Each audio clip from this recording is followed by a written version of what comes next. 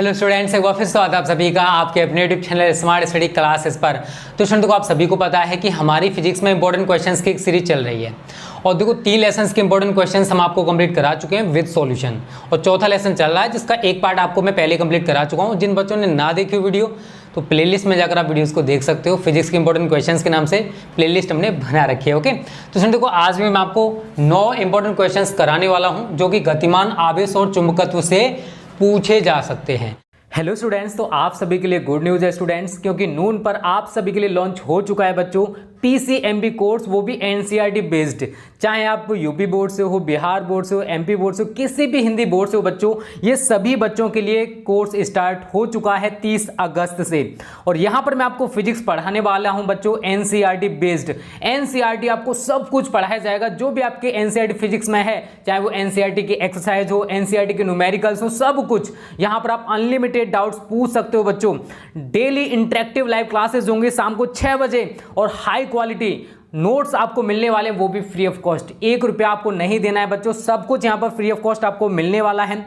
Daily basis पर मेरी class शाम को 6 बजे हुआ करेगी बच्चों। करना आपको कुछ नहीं है, डिस्क्रिप्शन में जो लिंक है वहां से नून ऐप डाउनलोड करो और मैंने ग्रुप की लिंक भी दे रखी है, वहां से बच्चों उस ग्रुप को भी ज्वाइन कर लेना, क्योंकि फ्री क्लासेज हैं, फ्री सब कुछ मिल रहा है, तो टाइम वेस्ट मत करो। तो मिलते हैं बच्चों 6 बजे, जरूर ज्वाइन करना। ओके स्टूडेंट्स, जितने इंपॉर्टेंट क्वेश्चंस इस चैप्टर से बन सकते हैं वो इन्हीं के साथ कंप्लीट हो जाएंगे।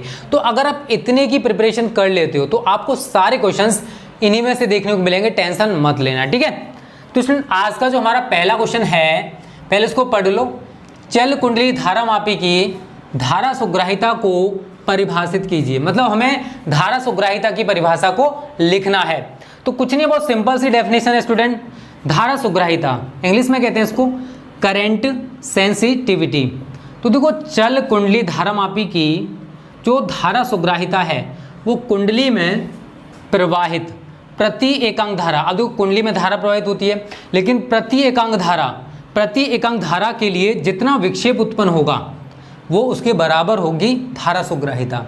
तो क्या कहती है, चल कुंडली धारामापी की धारा सुग्राहिता कुंडली में प्रवाहित प्रति एकांक धारा के लिए, प्रति एकांक धारा प्रवाहित होगी। तो प्रति एकांक धारा जब प्रवाहित हो रही है मतलब एकांक धारा, तो एकांक धारा प्रवाहित करने पर जितना विक्षेप उत्पन्न होगा उसी को हम धारा सुग्राहिता कहते हैं। क्लियर है सभी को?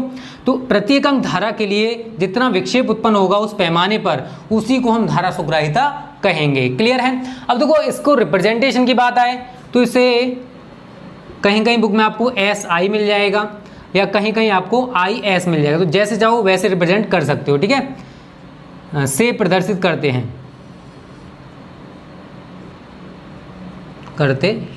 तो इसके लिए मैंने आप सभी को सूत्र भी बताया था, अगर आप सभी को याद होगा तो, ठीक है। क्या बताया था मैंने? SI से इसको रिप्रेजेंट किया था। SI बराबर, देखो आप सभी को याद है तो अच्छी बात है, अगर भूल गए तो भी कोई दिक्कत नहीं है, φ/I। क्या बताया था सूत्र? φ/I। अब आप सभी कहोगे कि सर हम यहाँ पर सारी वैल्यूज लगाएं कहाँ से, तो समझने का प्रयास करना।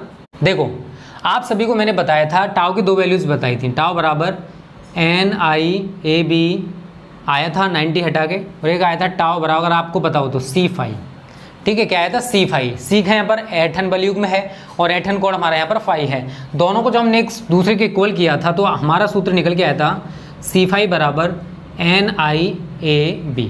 आप सभी को इतना तो पता होगा। तो स्टूडेंट देखो यहाँ से हम क्या निकाल सकते हैं जानते हो? यहाँ से हम फाई का मान निकालेंगे तो फाई बराबर क्या सूत्र बनेगा?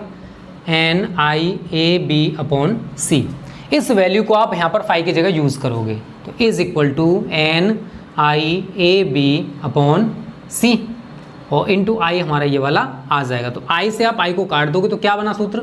NAB/C। तो यहाँ पर स्टूडेंट आपको सब कुछ पता होना चाहिए। n क्या है यहाँ पर?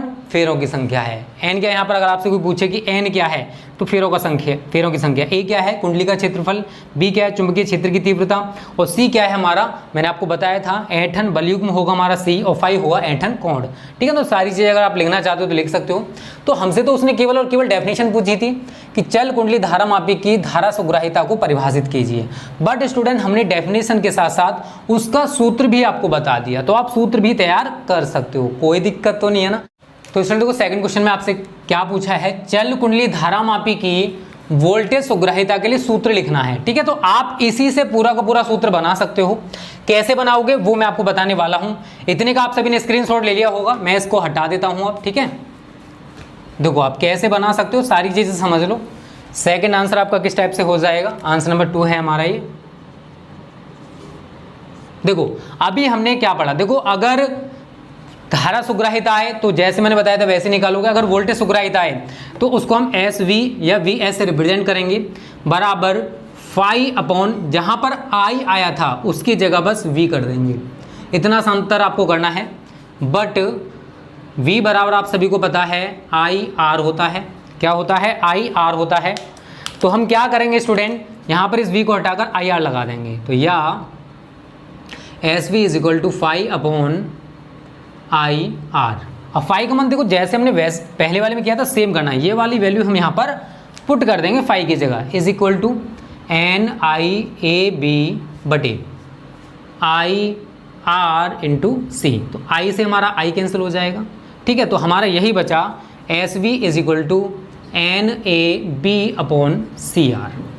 तो यहाँ पर जो वोल्टेज सुग्राहिता है वो किस किस पर डिपेंड कर रही है। वोल्टेज सुग्राहिता वही फेरों की संख्या के अनुक्रमानुपाती होगी, कुंडली के क्षेत्रफल के अनुक्रमानुपाती, कुंडली में उत्पन्न चुंबकीय क्षेत्र के अनुक्रमानुपाती, और जो सी है ऐंठन बलयुग्म है उसके व्युत्क्रमानुपाती होगी। तो ये सारी चीज़ मैं आपको बहुत डीपली समझा चुका हूँ, बस मैं आपको यहाँ पर तरीका बता रहा हूँ। देखो ये कैसे आया, ये कैसे आया, ये आपको मैं चल कुंडली धारा मापी में बहुत अच्छे से क्लियर करा चुका था और आप सभी को वहाँ पर क्लियर हो भी गया था। ठीक है, तो बस दूसरे क्वेश्चन में आपको इतना ही करना और कुछ नहीं करना। तो इसका स्क्रीनशॉट ले लो। इस तरीके से हमारे 2 क्वेश्चन कंप्लीट हो चुके हैं और ये सारे क्वेश्चन यार रिपीटेड है, कोई फालतू क्वेश्चन मैंने आप सभी के लिए नहीं लिखा है।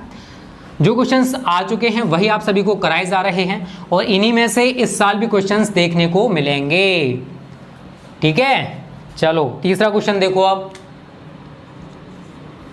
इसमें कह रहा है कि धारा मापी को अमीटर व वोल्टमीटर में परिवर्तित करने के लिए इनकी संरचना में क्या परिवर्तन करना होगा। ये क्वेश्चन भी मैंने आपको बताया था। अगर हम धारा मापी का चलो पूरा मैं आपको समझाने की कोशिश करता हूँ। अमीटर में रूपांतरण, अमीटर में रूपांतरण मतलब अमीटर में इसको बदलना है। यहाँ लिखोगे धारा मापी का वोल्ट मीटर में रूपांतरण, धारा मापी का वोल्ट मीटर में रूपांतरण। तो कुछ नहीं करना यार, अगर हम धारा मापी को अमीटर में रूपांतरित करना चाहते हैं तो क्या करेंगे, धारा मापी को अमीटर में बदलने के लिए, अमीटर में बदलने के लिए इसके समांतर में, इसके समांतर क्रम में निम्न प्रतिरोध का शंट, निम्न प्रतिरोध का शंट जोड़ दिया जाता है, जोड़ दिया जाता है। ठीक है, तो गैल्वेनोमीटर है कहीं पर, सपोज करो यहाँ पर हमारा गैल्वेनोमीटर है ये और हमारी आई धारा इसमें जा रही है, आई जी धारा इधर जाएगी गैल्वेनोमीटर में, तो इधर कितनी धारा जाएगी, आई माइनस आई जी। और इसके समांतर क्रम में स्टूडेंट हमने यहाँ पर कोई निम्न प्रतिरोध जोड़ दिया है जिसको हमने नाम दिया है शंट। क्या नाम दिया है, शंट। ठीक है, तो इस तरीके से आप इसको कर सकते हो कि अगर हमें धारा मापी को अमीटर में रूपांतरित करना है तो क्या करना पड़ेगा, इस धारा मापी के समांतर क्रम में देखो आई धारा 2 पार्ट्स में डिवाइड हो रही है, कुछ धारा इधर जा रही है तो कुछ धारा नीचे की ओर जा रही है। इसका मतलब क्या है कि ये दोनों एक दूसरे के समांतर क्रम में हो गए। तो अगर धारा मापी को हमें अमीटर की तरह यूज करना है तो हम क्या करते हैं, धारा मापी के समांतर क्रम में एक निम्न प्रतिरोध का शंट जोड़ देते हैं। ऐसा करने से क्या होगा, ये जो आपको संरचना दिखाई दे रही है इतनी पूरी, ये अब हमारी अमीटर की तरह कार्य करेगी। अब इसके द्वारा हम धारा को माप सकते हैं। क्लियर सभी को, तो हमारा ये क्लियर हो गया। अगर हम धारा मापी को वोल्ट मीटर में रूपांतरित करें तो उसका मतलब क्या है, तो यहाँ लिखोगे धारा मापी को वोल्ट मीटर में बदलने के लिए धारा मापी के श्रेणी क्रम में, धारा मापी के श्रेणी क्रम में उच्च प्रतिरोध को जोड़ दिया जाता है।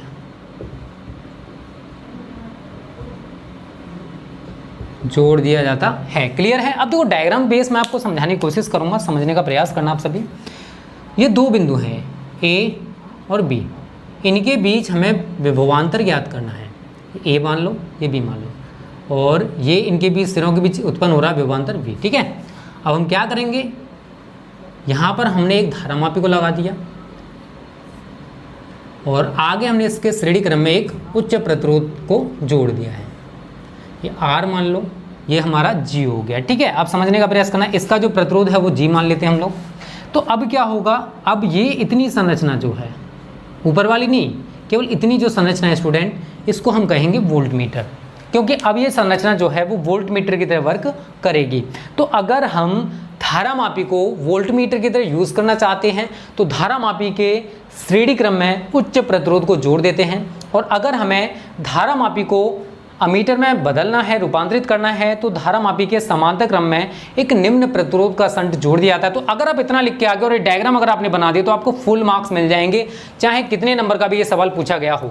ठीक है, तो जल्दी से इसका स्क्रीनशॉट ले लो। 3 क्वेश्चन आज हमारे कंप्लीट हो चुके हैं, और वीडियो पसंद आ रही तो प्लीज़ वीडियो को लाइक और शेयर जरूर करना। ओके, क्योंकि ये सीरीज आपको रेगुलर बेसिस पर तो हम नहीं दे सकते, जैसे चैप्टर कंप्लीट होता है आपको ये सीरीज दे दी जाती है, क्योंकि हमारा टारगेट स्टूडेंट आप सभी को क्वालिटी एजुकेशन देना है। और आपको देखो चैप्टर तो तैयार करना, बट क्वेश्चन तैयार कर लो तो आपकी तैयारी और अच्छे से हो जाएगी। ठीक है, 14 क्वेश्चन देखो क्या कह रहा है, अमीटर व वोल्ट मीटर को वैद्युत परिपथ में किस क्रम में संयोजित किया जाता है। देखो अमीटर और वोल्ट मीटर, अमीटर का काम क्या है, धारा को मापना, वोल्ट मीटर का काम क्या है, वोल्टेज को मापना। तो अगर हम इन्हें किसी सर्किट में लगाना चाहते हैं तो इनको किस सीरीज में लगाना होगा। तो याद रखना, अगर हम अमीटर को यूज कर रहे हैं, किसको, अमीटर को श्रेणी क्रम में, अमीटर को वैद्युत परिपथ में श्रेणी क्रम में, तथा वोल्ट मीटर को वैद्युत परिपथ में समांतर क्रम में संयोजित किया जाता है या जोड़ा जाता है, समांतर क्रम में संयोजित किया जाता है। ठीक है, याद रखना इस चीज़ को, बहुत ही इंपॉर्टेंट टॉपिक है, आप सभी को इतना पता होना चाहिए, संयोजित किया जाता है। ठीक है, तो अगर आपसे कोई क्वेश्चन पूछा जाता है कि जो अगर हम अमीटर और वोल्ट मीटर को किसी सर्किट में यूज़ करना चाहते हैं तो उन्हें किस प्रकार से जोड़ेंगे, किस प्रकार से संयोजित करेंगे। तो याद रखना, अगर हम अमीटर को किसी इलेक्ट्रिक सर्किट में जोड़ रहे हैं तो अमीटर को हमेशा श्रेणी क्रम में जोड़ेंगे, और जो वोल्ट मीटर है उसको हमेशा समांतर क्रम में जोड़ा जाए। ऐसा क्यों होता है, इसका रीजन मैं आपको 9वें क्वेश्चन में बताने वाला हूँ कि ऐसा आखिर होता क्यों है। ठीक है, तो आपको वहीं पर क्लियर हो जाएगा। अब बात करते हैं आज के अगले क्वेश्चन की। 5वां क्वेश्चन क्या कह रहा है, 4 क्वेश्चन हमारे कंप्लीट हो चुके हैं। ठीक है, आप सभी को चारों क्लियर हो भी गए होंगे।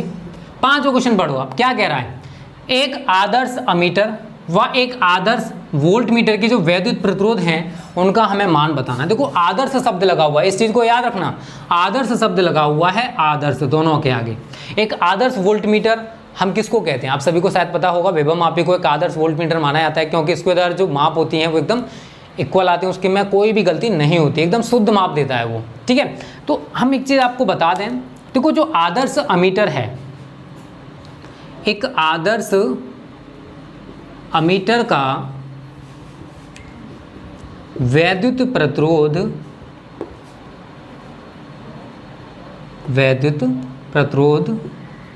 शून्य होता है। ठीक है, इस चीज़ को आप सभी याद रखना, शून्य होता है। जो आदर्श अमीटर होते हैं ना, उनका जो वैद्युत प्रतिरोध होगा वो शून्य होता है। अगर हम वोल्ट मीटर की बात करें तो यहाँ लिखोगे एक आदर्श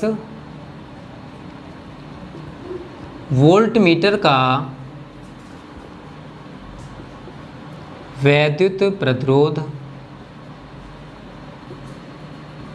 अनंत होता है। कितना होता है, अनंत। आप सभी को ये भी तैयार करना है, इंपॉर्टेंट क्वेश्चन है, पूछा जा सकता है। ठीक है, तो 5वां क्वेश्चन भी कंप्लीट हो चुका है। देखो एक आदर्श अमीटर है तो उसका वैद्युत प्रतिरोध कितना होगा, शून्य होगा। लेकिन अगर एक आदर्श वोल्टमीटर आपको दे रहा है, पूछ रहा है कि इसका वैद्युत प्रतिरोध कितना होगा, तो वो कितना होगा, अनंत होगा। ठीक है, तो 5वें क्वेश्चन का आंसर आपको मिल गया होगा। यहाँ तक आपको सब कुछ क्लियर है। धारामापी में लोहे की जो क्रोड है उसका क्या लाभ है? तो देखो, अगर धारामापी में हमने लोहे की क्रोड यूज़ की है तो उसका रीज़न है कि अगर हमें प्रबल चुंबकीय क्षेत्र चाहिए तो प्रबल चुंबकीय क्षेत्र लोहे की क्रोड के द्वारा उत्पन्न किया जा सकता है। और ये लोहे की क्रोड क्या करती है? चुंबकीय बल रेखाओं को संकेंद्रित कर देती है, अर्थात केंद्र की ओर मोड़ देती है। इसी वजह से धारामापी में लोहे की क्रोड को यूज किया जाता है, क्योंकि अगर लोहे की क्रोड नहीं लगी होगी तो चुंबकीय क्षेत्र का मान प्रबल नहीं होगा, ठीक है ना। चुंबकीय क्षेत्र का मान प्रबल करने के लिए, अब चुंबकीय क्षेत्र का मान प्रबल क्यों होता है? क्योंकि इसका काम क्या है? ये चुंबकीय बल रेखाओं को संकेंद्रित कर देती है, अर्थात केंद्र की ओर मोड़ देती है, जिसकी वजह से चुंबकीय क्षेत्र प्रबल हो जाता है, ठीक है। तो आप इसका आंसर खुद लिखने की कोशिश करना, आप लिख सकते हो, इतने होशियार तो मैंने आपको बना दिया है, बन चुके हो ना, लिख लेना इसका आंसर, ठीक है। तो हमारे 6 क्वेश्चंस कंप्लीट हो चुके हैं। स्क्रीनशॉट ले लो जल्दी से, इस क्वेश्चन का आंसर आप खुद लिख कर देखोगे, कोई दिक्कत नहीं आने वाली है, ठीक है, इतना तो लिख लेना। अब अगला क्वेश्चन पढ़ो, 6 कंप्लीट हो चुके, 7वां क्वेश्चन भी इंपॉर्टेंट है, बहुत ज़्यादा पूछा जाता है। चुंबकीय द्विध्रुव आघूर्ण की परिभाषा, मात्रक और विमा हमको बतानी है, ठीक है। देखो यहाँ लिखोगे आंसर नंबर 7, हेडिंग डालो चुंबकीय द्विध्रुव आघूर्ण, चुंबकीय द्विध्रुव आघूर्ण, इंग्लिश में लिख लो मैग्नेटिक डाइपोल मूवमेंट, चुंबकीय द्विध्रुव आघूर्ण मैग्नेटिक डाइपोल मूवमेंट, ठीक है। तो यहाँ पर देखो किस सूत्र से हम डेफिनेशन बनाएंगे। टाउ बराबर होता है एम बी साइन थीटा। क्या होता है? टाउ बराबर एम बी साइन थीटा। शायद सभी को बताओ, क्योंकि यही चैप्टर आपका चल रहा है। इसी वजह से मैं आपको सभी क्वेश्चंस लगातार करा रहा हूँ, मतलब चैप्टर खत्म होने के बाद, क्योंकि आप सभी को चैप्टर थोड़ा बहुत तो तैयार है, उसी से रिलेटेड हमारे सारे क्वेश्चंस होते हैं, तो आपको तैयारी करने में दिक्कत नहीं आएगी। देखो यहाँ से हम डेफिनेशन कैसे बनाएंगे, समझने का प्रयास करना। यदि b बराबर 1 एवं थीटा बराबर 90 डिग्री हो तो, मतलब जो चुंबकीय क्षेत्र का मान है हमने उसको एकांक कर दिया, और जो थीटा का मान है उसको हमने 90 डिग्री कर दिया, तो क्या होगा? टाउ बराबर m। बहुत ही सिंपल है, समझने का प्रयास करना बस। किसी चुंबकीय द्विध्रुव का आघूर्ण, किसी चुंबकीय द्विध्रुव का आघूर्ण, किसी चुंबकीय द्विध्रुव का आघूर्ण उस बल युग्म के आघूर्ण के बराबर होता है जो एकांक व एक समान, चुंबकीय क्षेत्र एक समान, सीधी सीधी रेखाएं होती हैं, जो एकांक व एक समान चुंबकीय क्षेत्र में चुंबकीय द्विध्रुव को क्षेत्र के लंबवत रखने के लिए, थीटा बराबर 90 डिग्री का मतलब क्या है कि हम चुंबकीय द्विध्रुव को क्षेत्र के लंबवत रखना चाहते हैं। क्षेत्र के लंबवत रखने के लिए चुंबकीय द्विध्रुव पर कार्य करता है या लगता है। तो पहले मैं डेफिनेशन लिख देता हूं, बहुत ही सिंपल है। किसी चुंबकीय द्विध्रुव का, किसी चुंबकीय द्विध्रुव का आघूर्ण,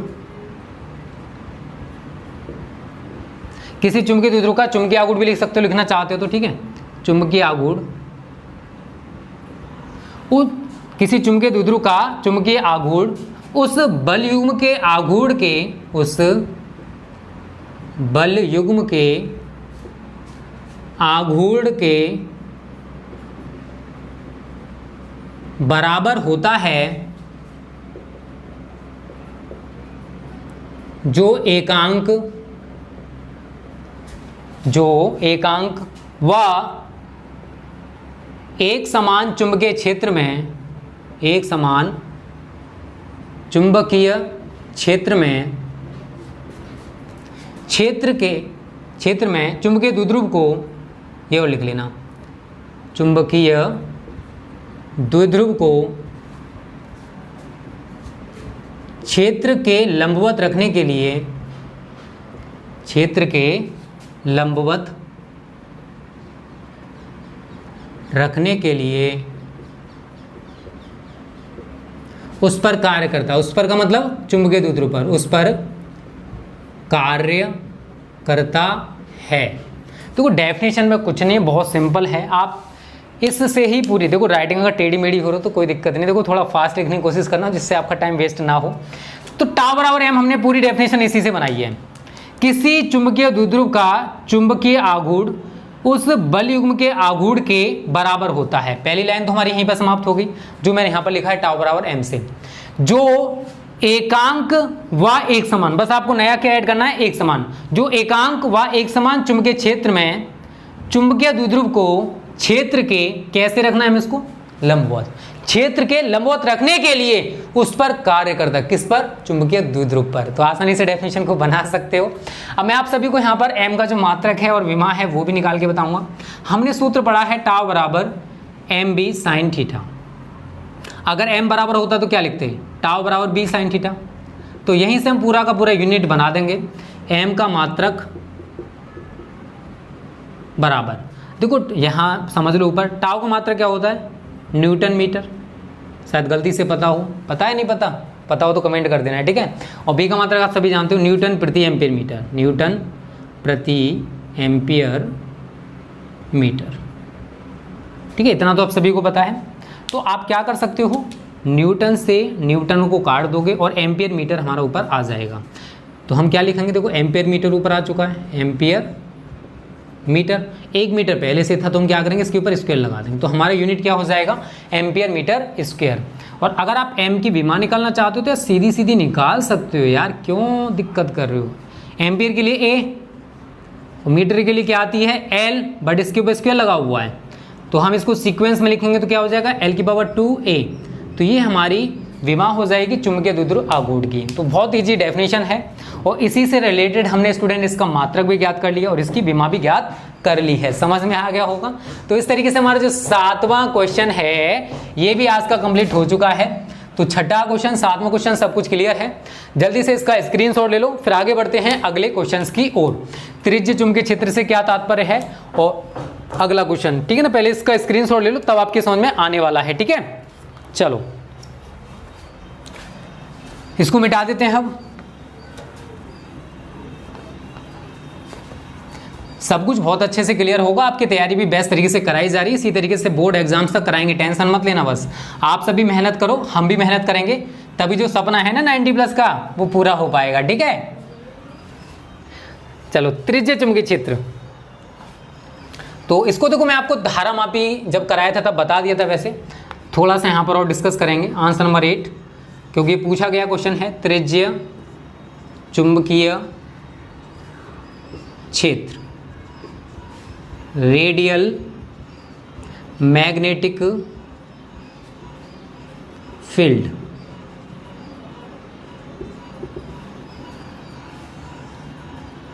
अब देखो त्रिज्य चुंबकीय क्षेत्र किसे कहते हैं, ये स्टूडेंट मैं आप सभी को बहुत अच्छे से क्लियर कराऊंगा, टेंशन मत लेना। यहां लिखोगे जब धारामापी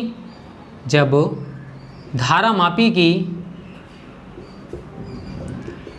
कुंडली का तल, जब धारामापी की कुंडली का तल चुंबकीय बल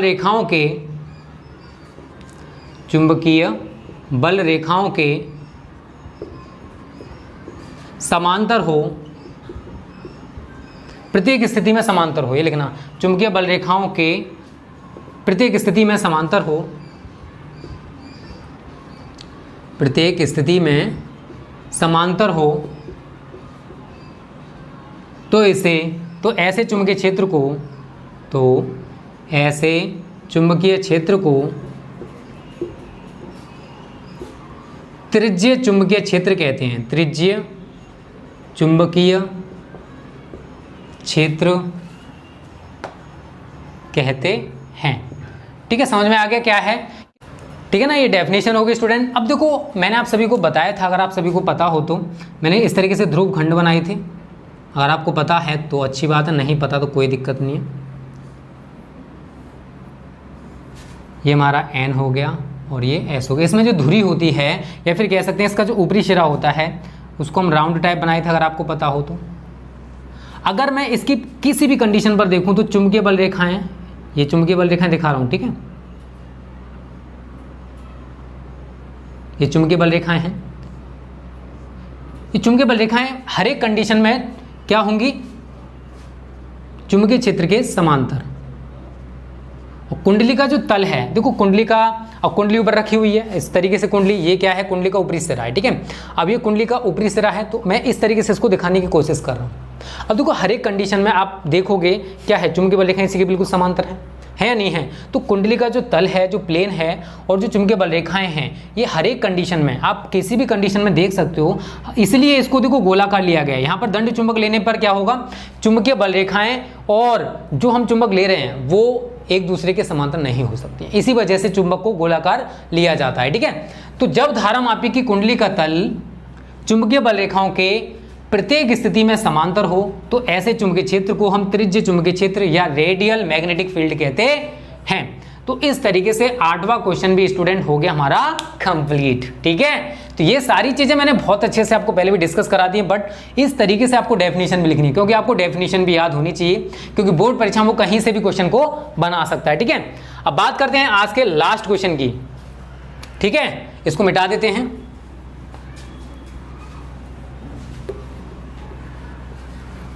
अब देखो स्टूडेंट, लास्ट क्वेश्चन क्या है वो मैं आप सभी को बताने वाला हूं। आंसर नंबर डाल लो 9। तो यहां लिखेंगे हम, देखो यहां क्या कह रहा है, ये कह रहा है कि किसी वैद्युत परिपथ में अमीटर को श्रेणी क्रम में तथा वोल्टमीटर समांतर क्रम में जोड़ा जाता है, क्यों? तो यहां लिखोगे अमीटर को श्रेणी क्रम में जोड़ा जाता है क्योंकि अमीटर का प्रतिरोध कम होता है, अमीटर का प्रतिरोध कम होता है। अगर इसे श्रेणी क्रम में जोड़ा जाएगा, श्रेणी क्रम में जोड़ा जाएगा तो यह परिपथ से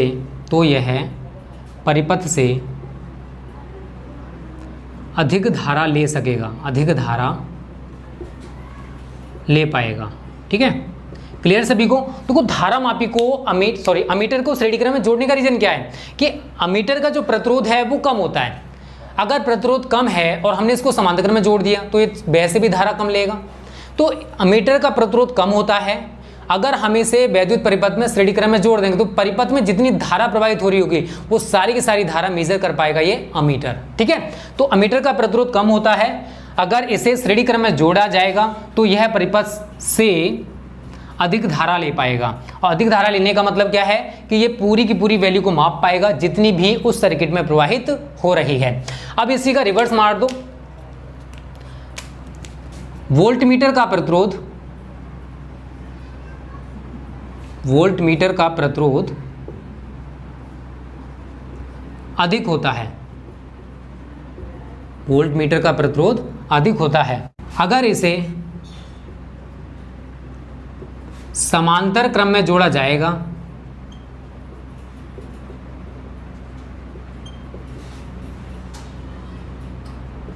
तो यह परिपथ से